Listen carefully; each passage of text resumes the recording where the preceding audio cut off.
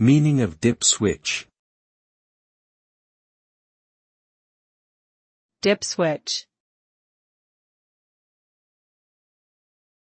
Dip switch.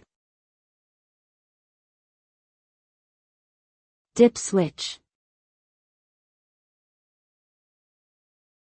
Dip switch. A dip switch is a small electronic component that is used to control the behavior of electronic devices. It consists of a series of tiny switches that can be toggled between two positions. When the switches are in the on position, they allow current to flow through them. When they are in the off position, they prevent current from flowing through them. By changing the positions of these switches, users can customize the behavior of their electronic devices. Dip switches are commonly found in computer hardware, such as motherboards and hard drives, and are used for tasks like setting memory timings and configuring RAID arrays.